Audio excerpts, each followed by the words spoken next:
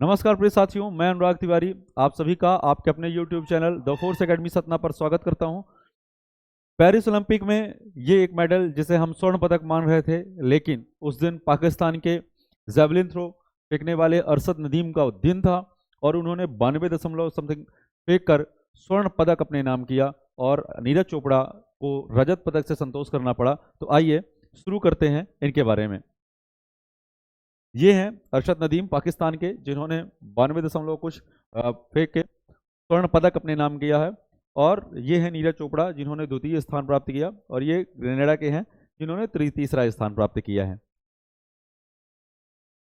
नीरज चोपड़ा ने Paris Olympic 2024 में पुरुषों की भाला फेंक स्पर्धा में रजत पदक या सिल्वर मेडल जीता है। ठीक है ना, क्योंकि उसके एक दिन पहले ही विनेश फोगाट वाले केस में हमने देखा था कि किस तरह से 100 ग्राम वजन के कारण उन्हें डिस्क्वालीफाई कर दिया गया था और एक स्वर्ण या एक रजत पदक मिलते मिलते भारत को रह गया था। तो ये एक बहुत ही आशा भरी खबर थी हमारे लिए, एक खुश कर देने वाली, पूरे भारत के लिए एक बहुत बड़ी खबर थी कि नीरज चोपड़ा को आखिरकार रजत पदक मिल ही गया। ठीक है ना, नीरज चोपड़ा ने अपना बेस्ट थ्रो 89.45 मीटर का दूरी पर फेंका और दूसरा स्थान प्राप्त करके मेडल हासिल किया है। नीरज चोपड़ा का यह दूसरा ओलंपिक मेडल है, ये आपको याद रखना है। 2024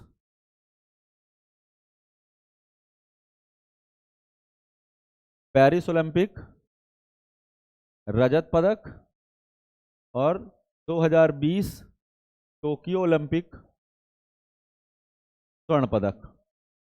ठीक है, ये दो पदक इन्होंने अपने ओलंपिक कार्यकाल में प्राप्त किए हैं। इससे पहले इन्होंने टोक्यो ओलंपिक में स्वर्ण पदक जीता था और ये भारत का पेरिस ओलंपिक 2024 में 5वां मेडल है। ये आपको याद रखना है कि ये कौन सा मेडल है, 5वां मेडल है। ठीक है, पूरी क्लास आप 11 अगस्त तक जो चलने वाला है ओलंपिक, उसके बाद 12 अगस्त की शाम को हम इस YouTube चैनल पर जितने भी भारत को जिन जिन स्पोर्ट्स या जिन जिन इवेंट्स में मिले हैं, वे सारे पदक और पदक तालिका का पूरा घटनानुक्रम जो है वो आपके सामने लेके पेश होंगे। तब तक आप हमसे जुड़े रहिए इस ओलंपिक सीरीज में। ठीक है, नीरज चोपड़ा के बारे में जानते हैं। नीरज चोपड़ा का जन्म जो है वो 24 दिसंबर 1997 को पानीपत हरियाणा में हुआ है।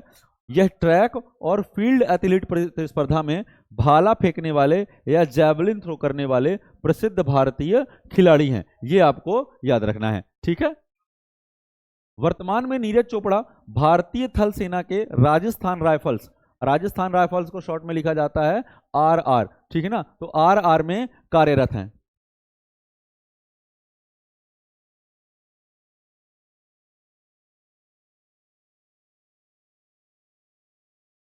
इन्होंने वर्ष 2017 के एशियाई एथलेटिक्स चैंपियनशिप में भी स्वर्ण पदक जीता था। ठीक है, ये आपको याद रखना है। 2018 के गोल्ड कोस्ट राष्ट्रमंडल खेलों में स्वर्ण पदक इन्होंने अपने नाम किया है। गोल्ड कोस्ट में राष्ट्रमंडल खेल हुए थे 2018 में, वहां पर भी इन्होंने स्वर्ण पदक अपने नाम किया है।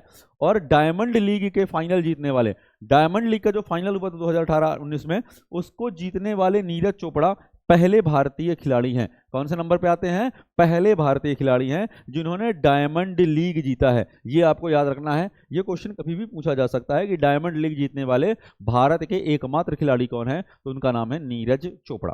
ठीक है, चले अगला देखते हैं। वर्ष 2023 विश्व एथलेटिक्स चैंपियनशिप में भी भारत के लिए पहला स्वर्ण पदक जो है वो किसने जीता था, नीरज चोपड़ा ने जीता है। ठीक है, नीरज चोपड़ा ने जीता है। और वर्ष 2022 में इन्हें पद्मश्री अवार्ड से सम्मानित किया गया था। किससे सम्मानित किया गया है, पद्मश्री सम्मान से सम्मानित किया गया है। पेरिस ओलंपिक 2024 के बारे में हम थोड़ा सा जानते हैं कि यह ओलंपिक का कौन सा संस्करण है, 33वां 33rd।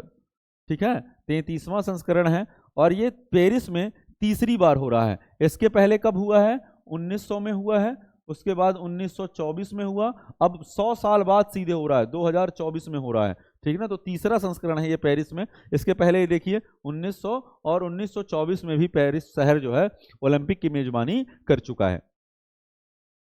इसका आयोजन 26 जुलाई से 11 अगस्त 2024 तक जो है वो चलेगा। और इसी 11 अगस्त 2024 के शाम के बाद 12 अगस्त की शाम को हम आपके सामने लेके पेश होंगे पूरा पेरिस ओलंपिक 2024 का डाटा, पेरिस ओलंपिक 2024 का एनालाइज्ड डाटा। तब तक आप हमारे साथ लगातार इस ओलंपिक सीरीज में बने रहें। इसमें 32 विभिन्न खेलों में 10,500 एथलीट जो है वो भाग ले रहे हैं। ये आपको याद रखना है। कितने देशों के खिलाड़ी आए हैं? 32 विभिन्न खेलों में आए हैं और 10,500 एथलीट भाग ले रहे हैं।